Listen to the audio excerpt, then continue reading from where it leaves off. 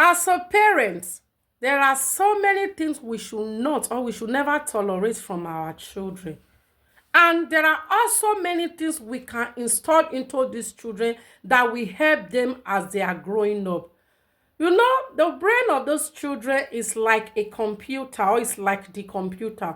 Whatsoever you install into that computer, that is what the computer will carry. So that is what, or that is how our children are. For example, disrespect. As a parent, if you want your child to stand out in the society, you should never tolerate any form of disrespect from your child. Because most parents think that when we are talking about disrespect, disrespect is only the use of verbal languages, as in they will just be insultive. No. When you call on your child and your child being in that particular spot saying, sir, ma, and the child does not move to come and check why daddy or why mommy is calling me, is a form of disrespect. And as a parent, you should try to tackle that immediately. Or when your child is misbehaving, you try to correct that child. Instead of that child to take that correction immediately, that child will be using some verbal language, or that child will be making excuses, or you want to do something, is a form of disrespect.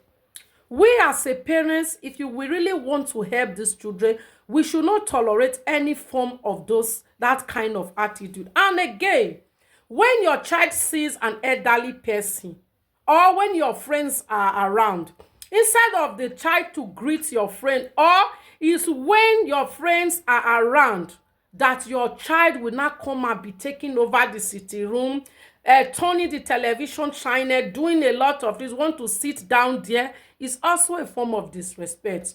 Your child supposed to leave the sitting room when your friends are around.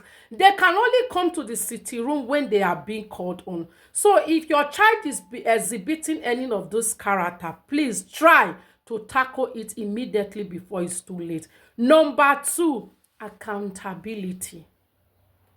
Many of us, we tend to make excuses for our children.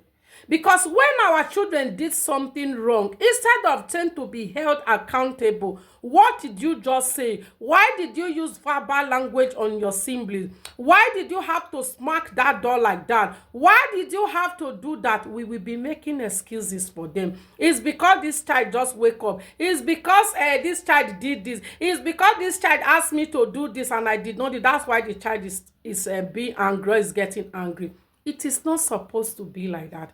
Because most of the things we neglect as parents, we come back to haunt us or to haunt our children.